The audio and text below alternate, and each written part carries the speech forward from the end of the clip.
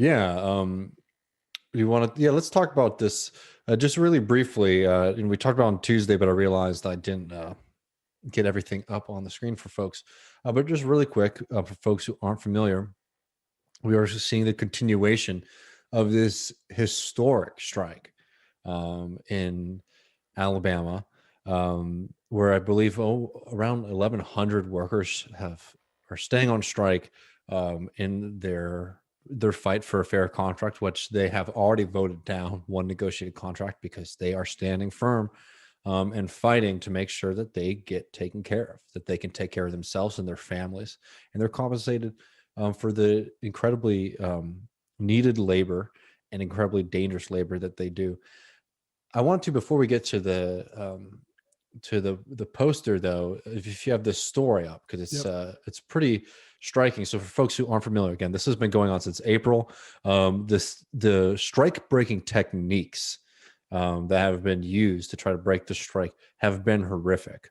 I've seen reports of drunken scabs showing up at people's houses, um, and this is an example of something that is targeting the entire community. This is in Gizmodo. Alabama coal mine seems to be leaking pollution while its workers are on strike. And what they're noting here is that there's pollution that's leaking into local water sources, something that is not typical when the unionized workforce is there, but it's certainly happening now.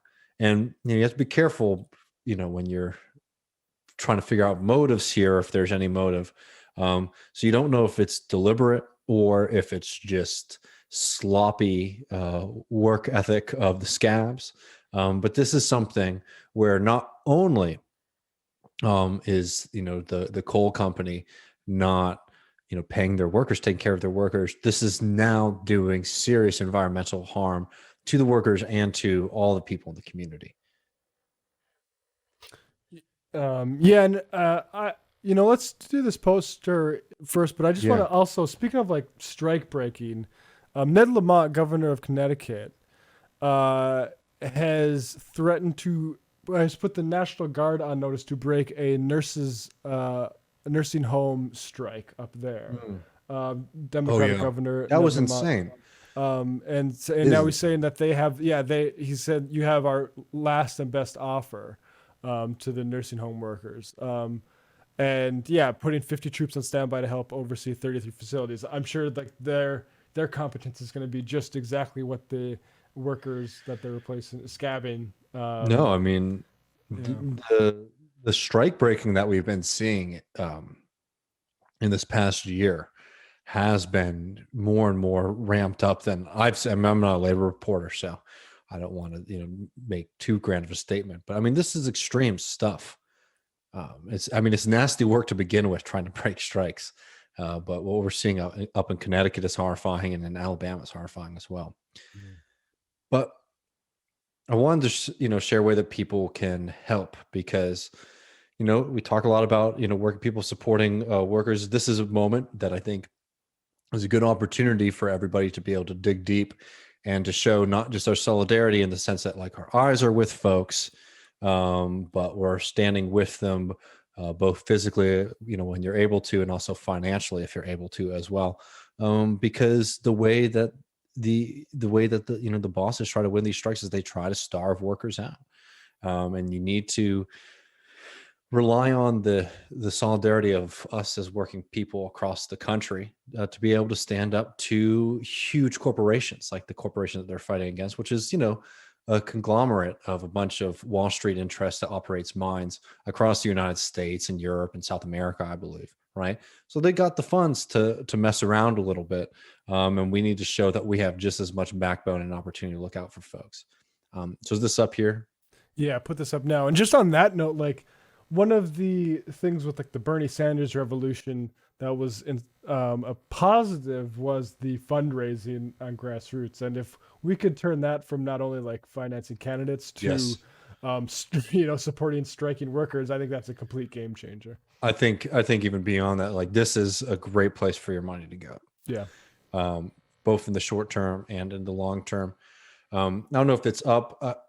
well, we're sort of like figuring out details, but I think there's, so for people who are in the Alabama area, northern Alabama, there's going to be a barbecue and concerts. One of the guitar players from the Drive By Truckers, which is a band I really like a lot, is going to be there, which is cool as hell. Saw some people try to pressure Tyler Childers and folks like that to show up too, which would be great, but can't advertise them if they're not going to do it. But for folks who are there, there's two donate links. One's a sort of RSVP, the one that says donate, click here. And that's like, if you're going to show up, because that will help our friends at the Value Labor Report and all the people putting this on know how much chili and barbecue to make. And then the second one is if you just want to support the one that says United Mine Workers of America. That is another way that you can just donate money. So definitely consider donating there. I think there's going to be a live stream as well. We might hop on that for a little bit. We'll see what's happening. But definitely, this is an important fight, and it's an important thing to support. And show your solidarity if you can. Dig deep. Yeah, and putting a good foot forward for socialists, I would say.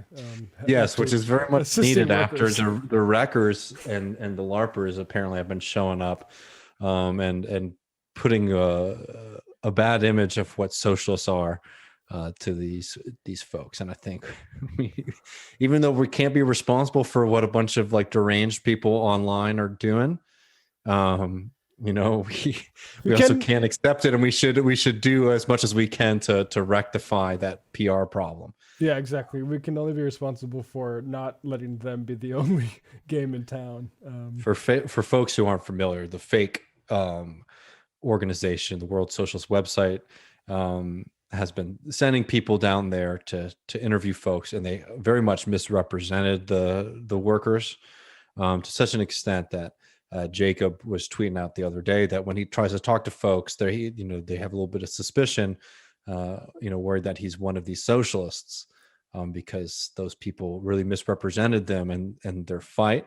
No. And yeah, I don't know. I mean, I talked a little bit. I put my feelings about about that organization out on Tuesday.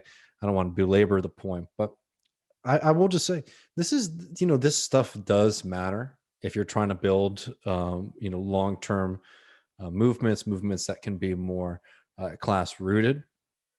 And, I don't think that we should turn into people who are spending all our time getting into petty fights online, but we shouldn't tolerate stuff like this because it's extremely harmful, especially when a lot of people are out there every day, actual socialists, doing this work and being part of this fight.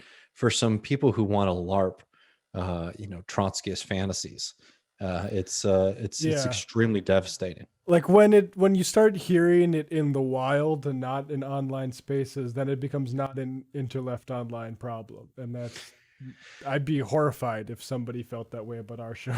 Exactly. And I have no patience for people who treat this shit like a game. It's not a game. It's very real. I know some folks out there, and I'm just going to be a little harsh here, but like some folks out here, like this is an opportunity to paint yourself in nice colors, to be on the right side of history and shit like that. For other folks, this has been a life and death fight that they have been born into. I'm talking about myself on this one, and I've seen way too many of my friends and colleagues not only just fall into the devastation that comes from being a working class person in this country, but dying. Like, this is an actual life and death fight, and it's just not like, if you want to play a game, if you want to dress up, if you want to like participate in some kind of like soap opera, there are plenty of other opportunities and things that you can do with your time than actually damaging working class movements and building socialist consciousness with working people.